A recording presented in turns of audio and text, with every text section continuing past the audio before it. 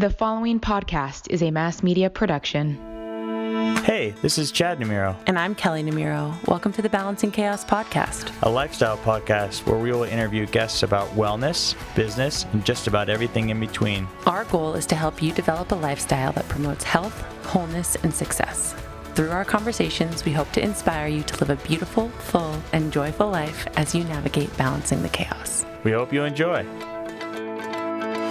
Hi guys, and welcome back to the show. We are so excited to have you back. Thank you for being here again with us. We're really pumped about this interview today. We are interviewing the incredible Dan Carcillo. He is a two-time Stanley Cup champion and played 9 seasons in the NHL. And when he experienced some serious trauma because of hockey culture and was battling mental health and addiction issues, he was forced into early retirement. And he has made his message by introducing the one thing that has really worked for him to help him recover from his mental health issues, and that is plant medicine. He has started a company and a charity that is helping a lot of different people with mental health issues and to recover on an ongoing basis. Yeah, so I am fired up about this episode. It's super fascinating for both of us and hopefully the listeners. He talks about really his story, post NHL, which he abruptly left in about 2015, and really the hundreds of thousands of dollars he spent on, Western-based treatments, and candidly the lack of success that those created for him to deal with his anxiety, his head pressure, his headaches, etc. And so he really lays it out there. He talks about some of the stigma around this type of medicine, really what has worked for him,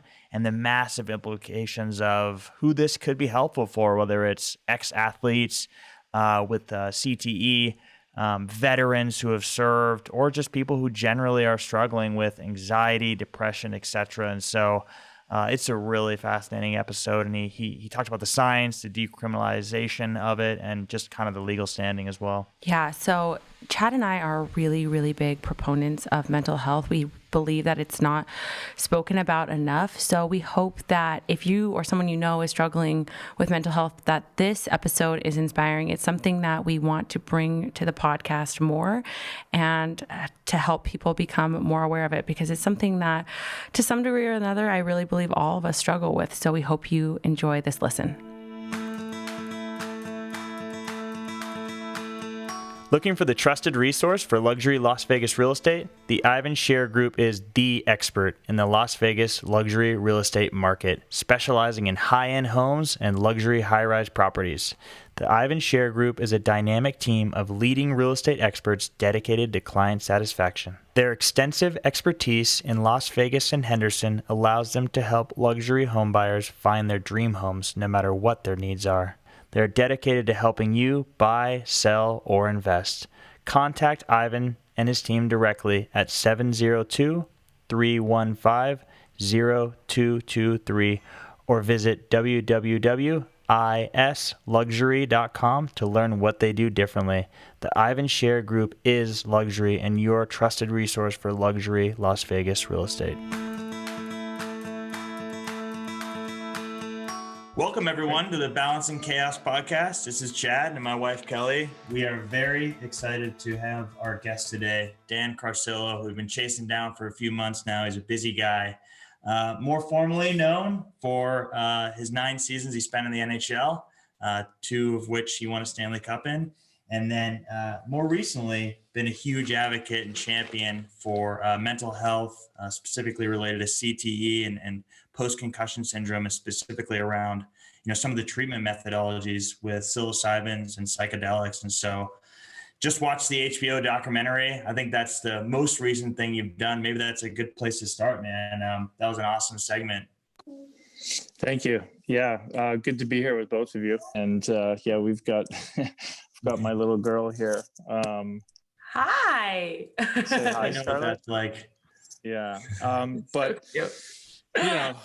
it's really, I think, about awareness and just getting these different treatment modalities out there, and then really trying to validate something for TBI, for traumatic brain injury. Right now, there's some options. They're limited and they cost a lot of money, and then they're not validated. So, that's the goal with Made Therapeutics and with the life sciences company that I created, is to validate some of these protocols and formulations through FDA, Health Canada trials to bring the first novel care option for traumatic brain injury survivors. And you could use it in conjunction with neurofeedback and functional neurology and self-deprivation tanks and all of these other holistic tools, which is really exciting. Yeah. Maybe just to back up before we jump in, how are you and the family and everything in the pandemic? I know it's been challenging in different ways for everyone. Yeah, everybody's good. My wife actually had it there for a little while. Yeah.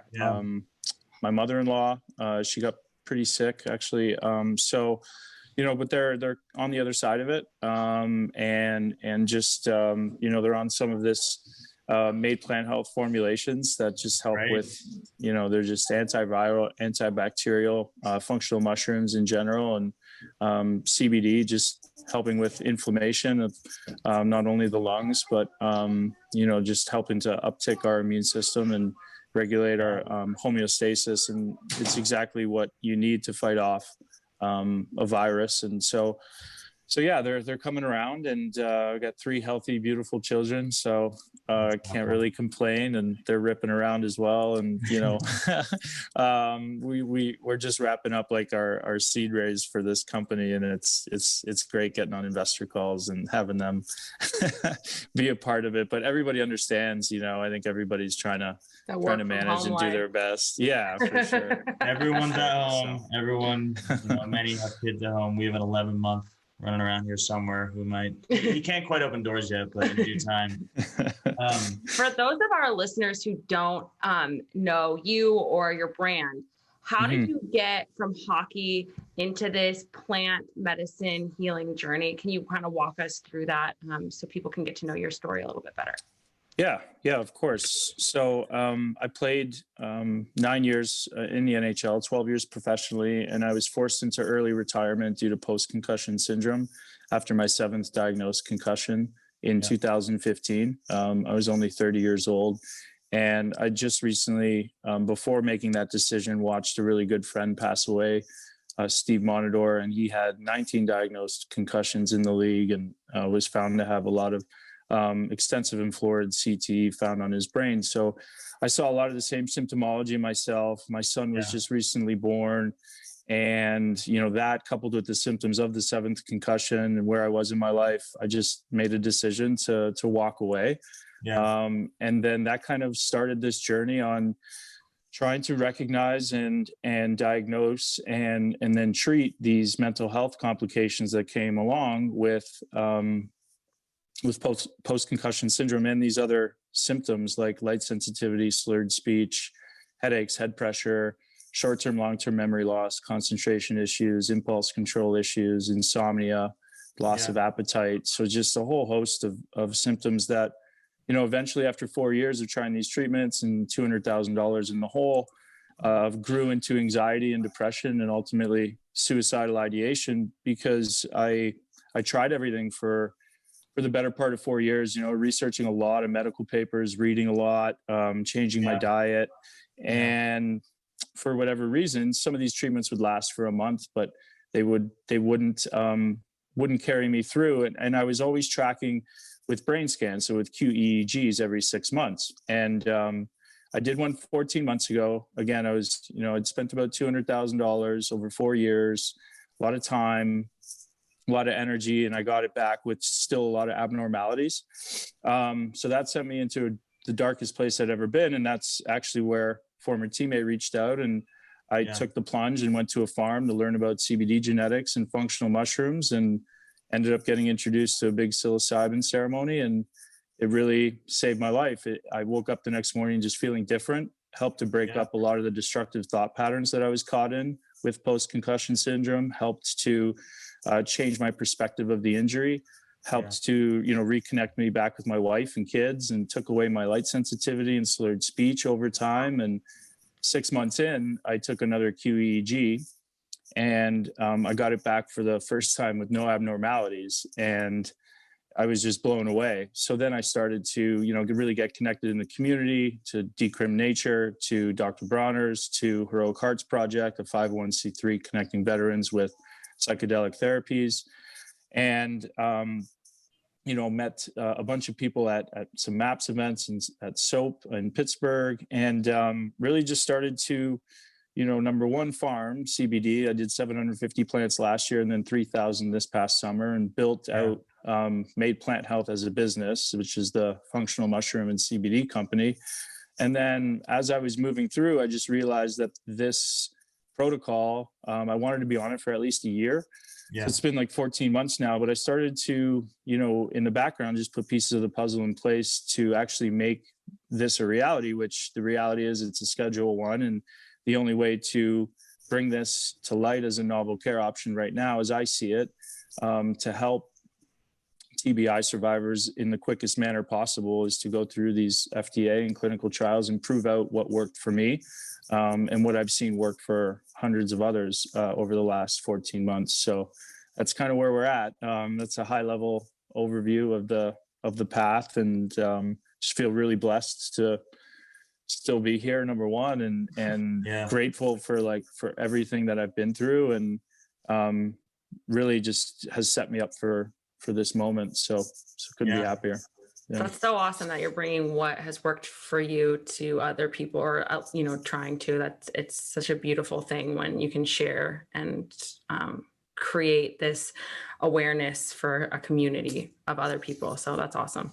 Yeah. And it definitely, to what you guys promote, it's not the only thing, right? It's just one of the things, like diet and self-deprivation tanks and this holistic lifestyle, just being mindful of refined white sugars and what we're eating. Yeah, totally. Alcohol intake, especially for TBI survivors, like any type of neurodegenerative, we just want to be mindful of it, right? We don't have to be a monk, but just, be as good as we can. And every individual is different. So really advocating for a lot of different treatment modalities, I think, is really, really important, Yeah.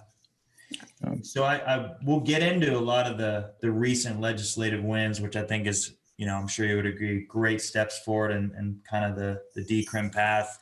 I want to talk a little bit about, we have a son, he's 11 months old. She comes from a football family. Growing up playing hockey, almost the entirety of your life. Did you ever experience anything like this growing up, or do you, honestly, the question is, do you completely attribute this to, the head trauma due to playing professional sports? Yeah, I mean, so I think it's important to note, we were hitting since the age of 4 in Canada. I'm not a really old guy. I don't view myself definitely not as that, but we were, they don't do that anymore, right? We started 13 now.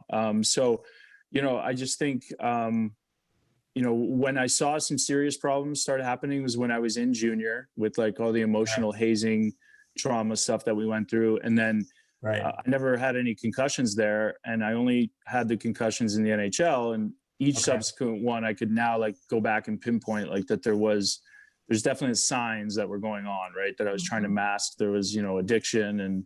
And so I think just the cumulative trauma, the force of the trauma, the fact that we've never, ever been diagnosed, and that these brain injuries were never, ever treated. And really, we didn't put much time between seasons or injuries. So I think just the cumulative effect of all of that, some emotional trauma, which definitely affects the brain. It just the cumulative effects just were too much, and so that coupled with some more awareness that was coming out, as far as that NFL concussion lawsuit at the time that I was thinking of retiring. This stuff was just never talked about, and so now it's great that there's a lot more awareness. But I'll tell you right now, the biggest confusion with TBI survivors is okay, number one, how do I even recognize these signs and symptoms are correlated to that? And number two, then where do I go to get diagnosed? And then number three is where do we go to get treated? So those are some of the bigger issues that that TBI patients face. And then the biggest, I think, is supplementation, other than supplementation through your food. what type of medication can you take to help with neuroplasticity and neuroregeneration. Right now, there's nothing out there, but what psilocybin does specifically on a big dose and a little dose level promotes neuroplasticity, neuroregeneration, the exact thing that TBI survivors need. Yeah. So for someone who is going through this, and they have no idea where to start, and I know you heard about it through a former teammate, where do you, what would you recommend to them? Where do you start? Even if it's someone who is using psilocybin as, a way to combat depression and anxiety, and they don't necessarily have head trauma, where do you start? Yeah. So I think the exciting thing too about that is we see the same malaise in the frontal lobes that we do with anxiety and depression, whether it's TBI related or emotional trauma. Right. So, but where to start, I would say, is mushroomreferences.com is a really great reference for all of these mushrooms, for lion's mane, for reishi, for cordyceps, all clinical studies tied to them. How lion's mane specifically increases BDNF, which is important, brain-derived neurotrophic factor for anxiety, depression, or anybody really trying to recover their brain health and quality of life. And then I would say go to, for the psychedelics specifically, Johns Hopkins University, all of their publications, as well as the Imperial College of London and their publications. It was actually a 2014 study from Robin Carhart Harris of the two brains making the lines, a placebo brain, psilocybin brain. It's a pretty popular graphic. And so just take a look at these studies and just, you can start to understand what this medicine does from a structural standpoint, as far as, somebody looking for spiritual enlightenment or getting some understanding with trauma. It shuts down our default mode network, the part of our brain where we hold our sense of self and basically how we view ourselves based on our interactions in this world and experiences as we grew up. So it shuts that down for a moment. So there's these new possibilities that awaken, and these new neurological pathways that arise. And that's how, when we come back, or when I woke up that next morning, I felt different. I felt like something had been, in Michael Pollan's words, shaking the snow globe, if you will. And it gives you a chance. It gives you a chance to go down a new path, to break up those destructive thought patterns that lead to anxiety, depression, addiction. And so I think, understanding these studies and really understanding this medicine, and before anybody, tries to, responsibly take it, is really, really important. And it goes to that placebo, nocebo effect. I think it goes for everything. If you understand it before you try it, it has a lot better shot of working. Yeah. So you obviously in the documentary, it was highlighted that you had gone down to Peru and gone through more macro level treatment. I guess the question is, what is your current treatment as of today, both habitually, day to day, as far as the supplements that obviously you yourself have made and promote now, in addition to, whenever it is, if at all, more, let's say, macro-based treatment experiences in other countries, because it's not legal here. What does that look like today? And the treatment regimen and the protocol has been somewhat consistent. So what I do is it's not set in stone, because what seems to be happening with me is I'm able to put more and more time toward, or in between, a macro ceremony, if you will. But it's been pretty much on average, I'd say once every 3 to 4 months. Okay. And then, with the maintenance doses, there's a different type of protocol that I always take, and I always take certain months off. I took the month of January off. And so, but pretty much, I'd say for most of the days of the week, and then the weekends, I take all of the medicine completely off. I start my day with the Neuroflex, which is a full spectrum CBD, solventless CBD keef, melded with a 6 mushroom blend of lion's mane, reishi, cordyceps, chaga, agarikon, and turkey tail, and then turmeric and piperine to activate everything. So I take my daily dose of mushrooms and 30 milligrams of CBD pretty religiously, 5 days on, weekends off. And then There's the microdose in that protocol, as well as a different 14 mushroom blend. Just a pretty heavy stack on immune boosting and really focused and targeted on the brain. And then, things that I do to enhance that efficacy is I always break my fast with this protocol. So I added intermittent fasting into it. And then I just really focus for TBI is a lot of sleep. And I don't say a lot of sleep, just making sure that I am getting my minimum 7 hours every night. And obviously, again, with all of these things not perfect, but trying to really achieve those top things is really important for me. And then, mindfulness practice in the morning, like whether that's 5 deep belly breaths or some yoga, stretching. I'm lucky enough to live on 5 acres. And so I take, regular walks and breaks during the day and with the kids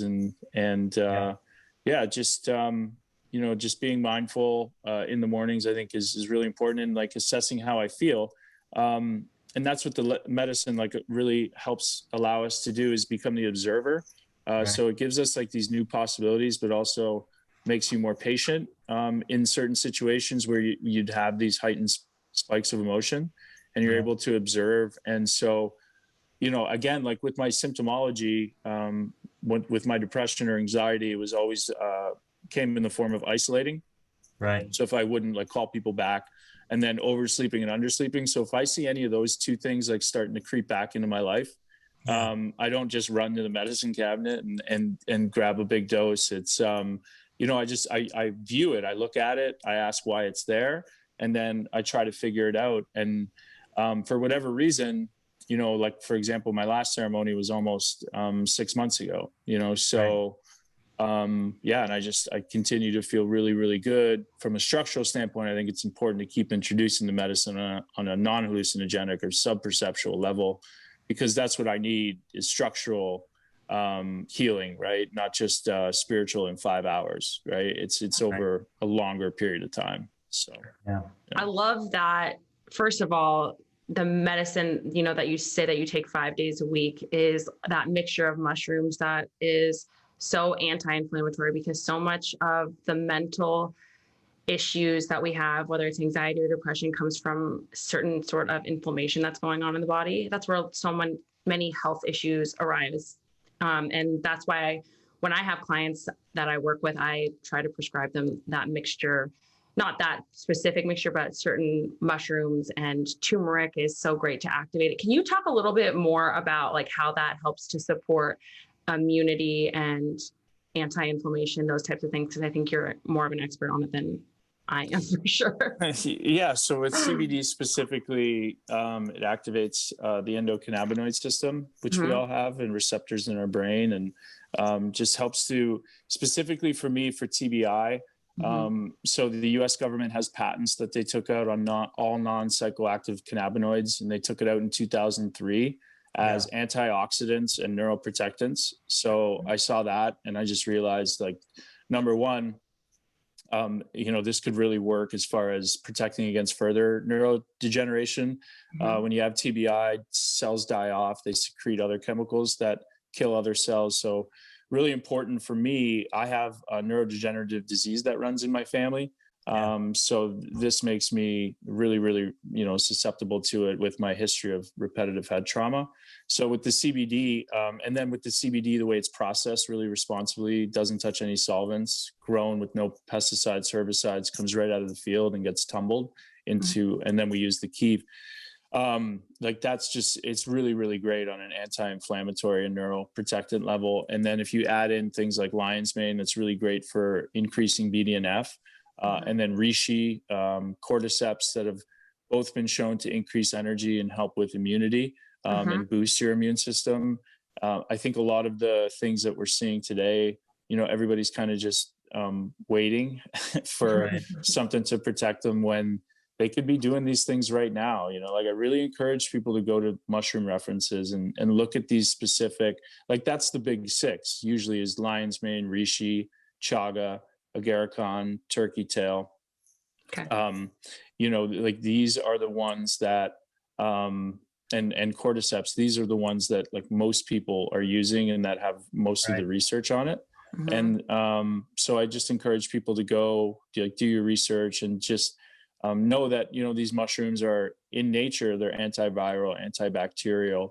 And the exciting thing is, I don't want to get too spiritual, but we don't know everything about every single alkaloid in these mushrooms, but they come from this mycelium network in the earth, and they're natural, and they've been here a lot longer than we have, this network of bacteria. And it's been shown to do such amazing things, like just with the GI tract as well. And then we also, I think, we know about the gut brain health axes, and it's just, it's really fun. It's really phenomenal. It's great. It's my wife started taking it.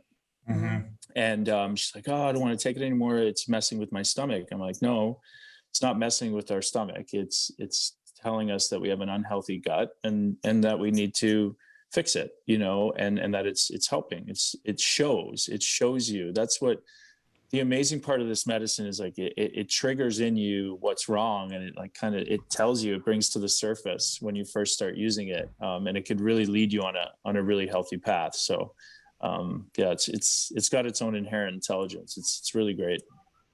So that kind of leads me into my next question, which I was already planning on asking you, because you shared so many of the lifestyle things that you do, in addition to the work with the plant medicine that make it this holistic thing. But I want to dive deeper into your diet, and like what you may have done to heal your gut, or your wife, what she did. Like, what do you guys typically eat, and how does that help to nourish your mental health? Yeah, that's a really great question. We try to not have any sugar in the house, especially with, thanks baby, 3 little kids. And, when they go to grandma's, they get enough of it. That's similar. Yeah. And then we got to try to deprogram them for 3 days. Yeah. But it was a lot of, just eating more fish, omega-3s. And I just, for whatever reason, I wanted less red meat. I didn't cut it totally out, but I found myself just eating a lot of it and just feeling sluggish and heavy.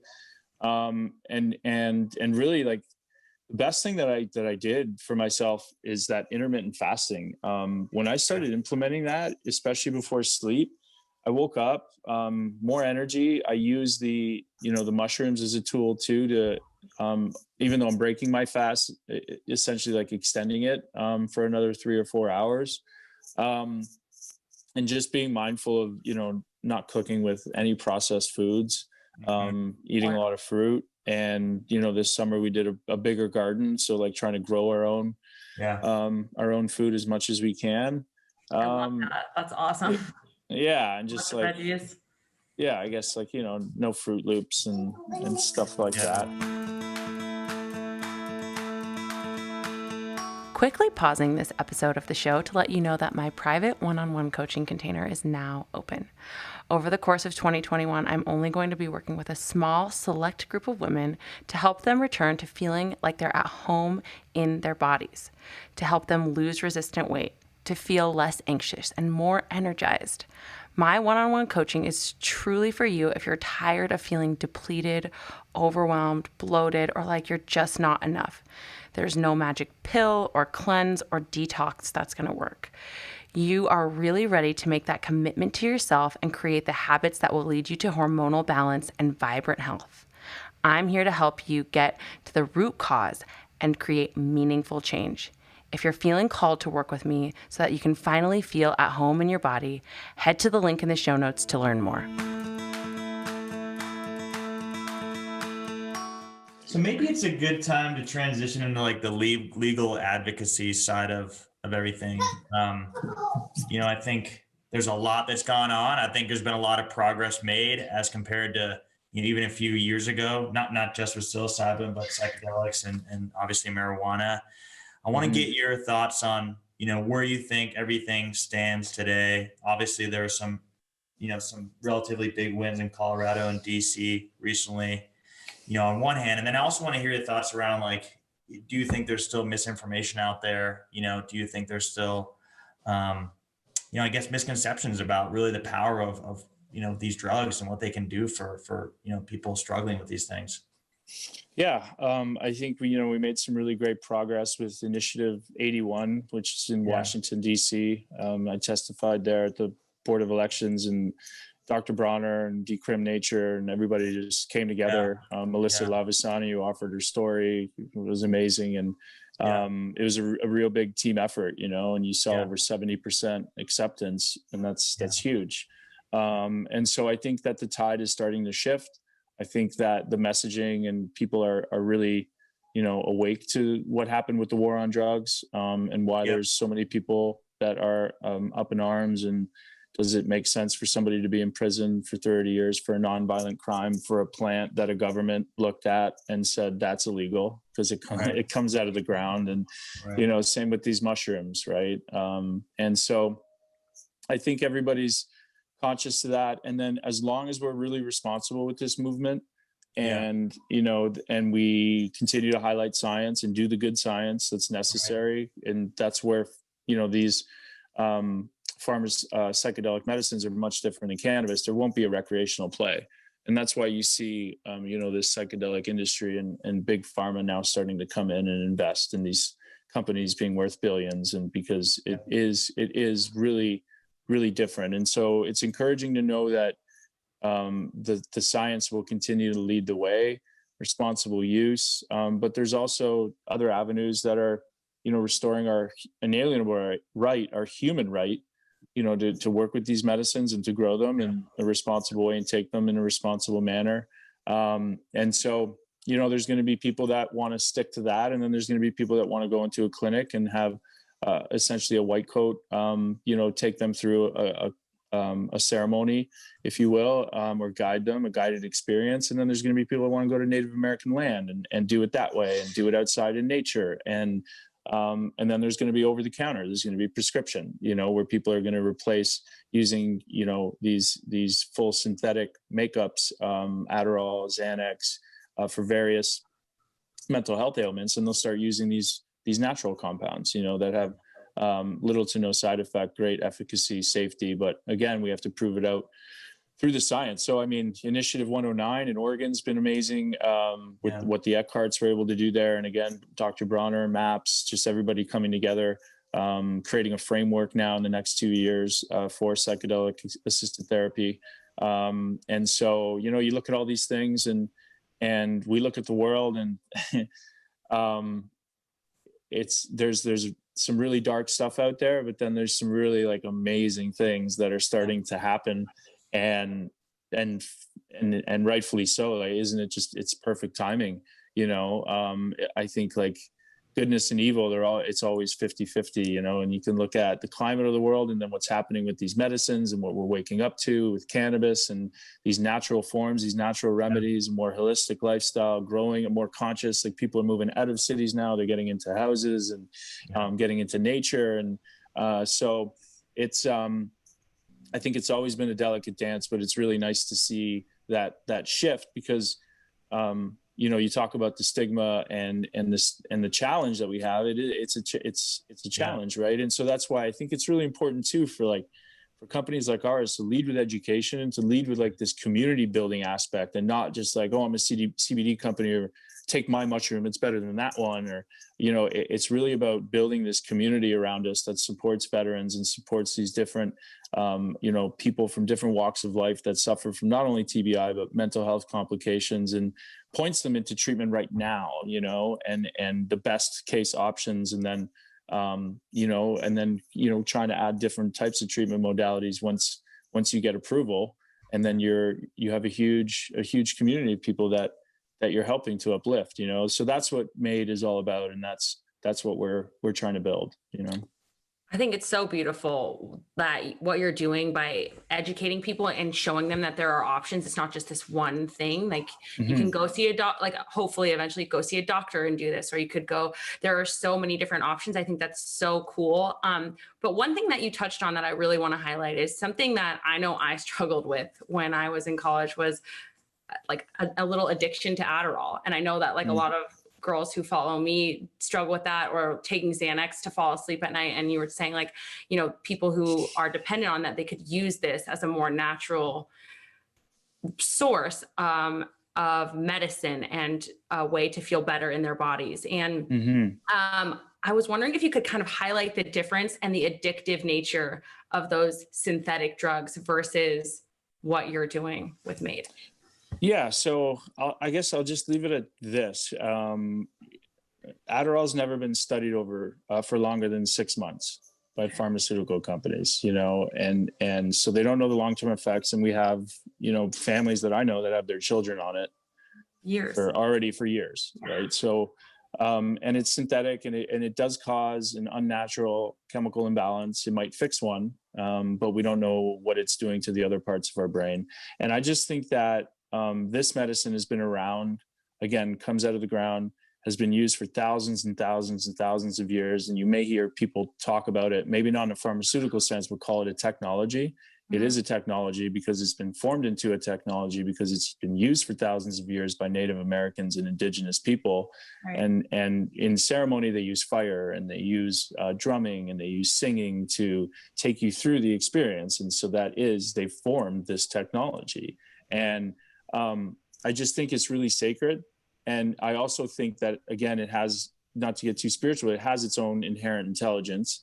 And I would tell people, like, if any of your friends are listening or anybody wants to go on Reddit, follow the microdose thread. There's 150,000 people on there. Yeah. And all they talk about is, like, I use this to get off of my Zoloft prescription, or I use this to get off of Adderall in combination with CBD to help with the withdrawal symptoms. I use this in combination with this and added in that to get off 20 milligrams of Adderall a day. Like, so this is gold right here. Yeah, people need to know about this. I have so many women who I see who are trying to get off of an antidepressant they've been off for like 6 or 7 years. This is a gold nugget right here. This is great stuff.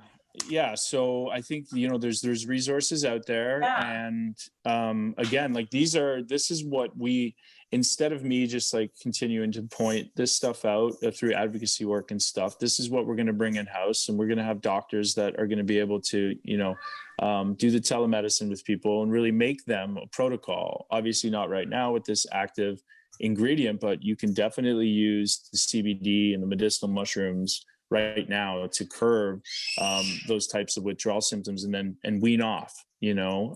You never stop anything cold turkey, and then it'll help. Like, you know, I had an opiate addiction, and if I had, you know, this CBD and these medicinal mushrooms to like input into my life right away, I think I would have cut out like years of suffering, you know, and trying to recover, because it took me a long time. And so, you know, there's many, many different ways that this can be used. And it can be used for also, like, we don't talk about it enough, but the betterment of well people and the betterment of athletes. And so it's really, it'll revolutionize a lot of different industries, I believe. Yeah. So you offer a lot of the non-psychedelic, non-psilocybin based products, obviously on the MAID website. For someone who is looking to potentially microdose, you know, where would you recommend they go? You know, whether it's abroad, or I know some states obviously have made some progress. You know, Denver. Yeah. Ann Arbor, decriminalized. And what I hear a lot of people doing, so like, you know, decrim isn't legalization. So it's not like you can go find somebody and pay for it and think you're in the clear.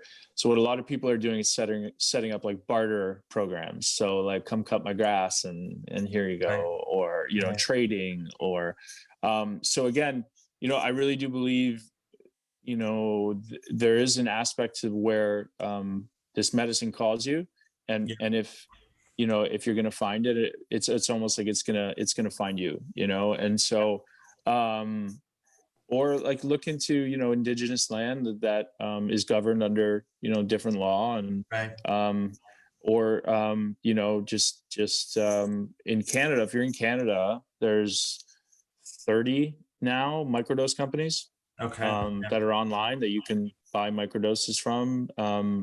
Again, and like, you know, I always try to preface this anyway. I'm not advocating for anybody to do it. Just, you know, giving possible options for people. Okay.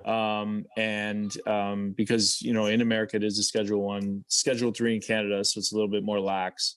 Right. There's certain things happening in Canada that it's going to move a lot quicker for people to get access to this. Yeah.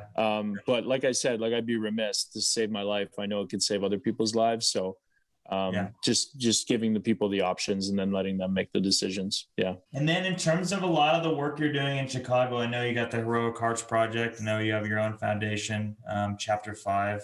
Can you talk a little bit about that? I mean, obviously you come from a pro athlete background. I know a lot of military veterans who have gotten, immense amount of progress, with this type of treatment. Marcus, several others. Talk a little bit about that and how you're trying to specifically focus on the city of Chicago and what that means to you. Yeah. So when I retired and then I saw Steve pass away with no help from the NHLPA or the NHL, I created Chapter 5, which is a transition program that helps athletes transition into life after the game. Yeah. And then, so we're still continuing with that work, and my wife helps out on the family side, giving support there. Yeah. And how to deal with a TBI survivor and then with Heroic Hearts Project, I sit on the advisory board and just help Jesse, coordinate some of these retreats. We did one with the HBO clip that was in Peru with him. So we're just kind of editing that footage. We'll come out with a documentary and have them have it, and Bronner have it, and another nice hit piece in the next year. And then just, supporting them in a financial manner and really making sure that community knows that they're supported, and that this medicine that I'm trying to get validated and create will be accessible to them at a equitable price, I think is really important. And so, and then, just advocating and there's ketamine treatments that are available now at like field trip, facilities. We can fly to Peru. We can do it in these countries that, ayahuasca is legal. So there's options, and again, we're talking about saving lives, and that's a community that 22 of them a day are still committing suicide. So it's important to help them. I always say, I try to use my platform in a manner where, people know that, yes, I'm a former athlete, but, and I love athletes and stuff. I'm not creating something for 700 athletes, and I'm trying to really help millions of people. So for every one concussion in the NFL, there's 7,000 amongst women of domestic violence. 80% of them that are incarcerated have a history of TBI. And it goes to the impulse control. It goes to the problem solving, the concentration issues, the decision-making, and the situations, right? So there's so many communities that can benefit from this medicine, and but also those guys that make conscious decisions to give up their brain health for the good of their family, boxers and fighters and football players that are now consciously making that decision. Right now they have the risks, and the league admits it.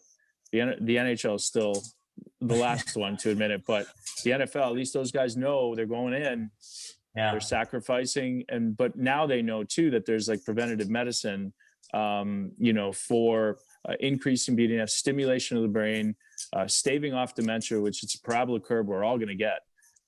So how do we be preventative and stave it off? So it's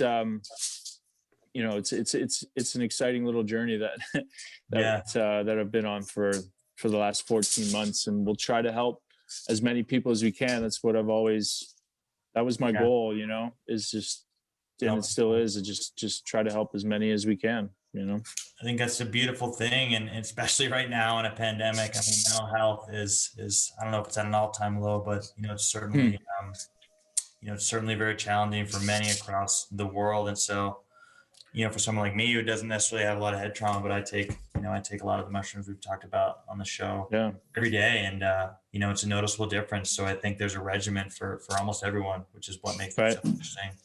Yeah. Right. For these millions of people that you are helping, or that you plan to help when the medicine becomes legalized, is there a timeline that you could say that you I know that you don't know, but what's your best guess of when this might become a reality for as many people as possible? Yeah. So we've taken a lot off of the pre-discovery. We've classified a lot, which is tracking my own recovery. There's a lot of safety that's already been done on psilocybin. So we're going to be able to move a little quicker into some of these preclinical and clinical studies. But for the most part, I think, we could average out, I don't want to put like a hard number on it, but, a minimum of, I'd say 5 years, and it could be sooner in countries like Canada, could be sooner in the US if we, for example, get fast track breakthrough designation therapy status from the FDA, which is something that we're going for TBI. So it all just depends on, like my number one focus right now is obviously, we've received, generously the last 4 weeks, the money to begin and initiate our clinical work. And so to do that in a really responsible manner, so that we're doing the right science to get a global pharmaceutical approved, is really important to us. And doing that work through an IMPD with Health Canada and a IND filing with the FDA for compassionate use in Canada, and fast track status with the FDA. It'll really dictate, like our studies are going to dictate, and that relationship's going to dictate the timeline, but it's years for sure. Yeah, we got to work through it. Yeah. Clinical trials is a big deal. That's awesome. That's like huge movement. So that's really yeah, there's a lot of research being done by some good companies. So, and that's the other thing too, right? To identify the people doing that and partner on some of these things where we're not crossing over. Like this isn't, I don't think of this the same way I think a true pharmaceutical company may attack this, which is like try to block out everybody else so we get to the finish line. I want to work with people in other companies for sure. Yeah, I mean, do you see big pharma entering this? I think from a revenue standpoint, it certainly might make sense. But what are your thoughts on like their role in this? Obviously, it hasn't been a lot thus far. Yeah, they're coming in now. With with a couple of these companies that did some big, public offerings recently. MindMed today, I think, was 80 million. Yeah. So it's starting to flood in, and that's what typically you see, right? You get through phase one. Yeah. We're close to the end of phase one. They look at the data and they look at the momentum and the indication, and then they can quantify it. So, again, like just doing the right trial work, I think is our main focus, and then. Continuing to move forward with the right people, in concert, I think is really, really important for us, almost as if, this front facing part to the business and getting the public's confidence, to know that we're going to do it the right way is really important to me. And then I just think TBI, like there's so many people, there's such a hot button issue, and really just people are searching for, a novel care option. So I hope that this can be the first one. Yeah. Well, you talked a lot about Canada. Just quickly, is there any other countries who you think are really leading the way on medicinal treatment and a lot of the research that goes into this? There's some unregulated countries, but no, I think, there's a lot of movement in Canada. Some laws are changing, access to, for example, palliative care patients, as well as the first non-palliative care patient got access. And then now 17 therapists were granted access by Health Canada to actually take the medicine so that they can better work with patients that are on the medicine, which is the exact thing we have to do. Especially with this medicine, like always when you're with a shaman, they're on a lower level of the medicine that you're on, and there's reasons for that. So I think that's a really great move, and it'll just increase efficacy in the patient experience. So we're seeing movement on a lot of things, but for the most part, it's important for us not to go to Jamaica. It's important for us not to go to these unregulated markets to try to do a trial because it's cheaper or faster. That's not what we're looking for. So we'll stick with, IMPD, Health Canada. The FDA accepts that.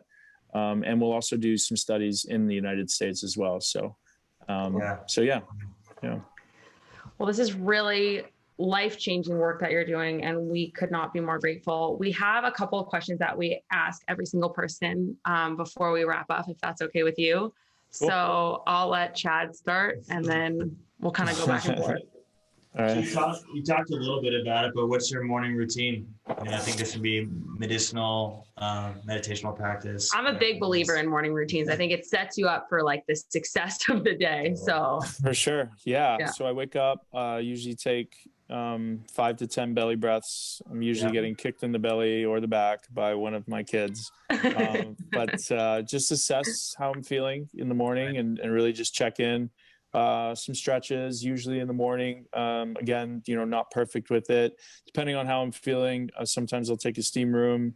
But the first thing I usually always do is get up and do those mindfulness practices and then grab water, hydrate. And then just, tend to the kids. And I try not to touch my computer for the first hour that I'm up, hour and a half. Again, some mornings it's harder than others.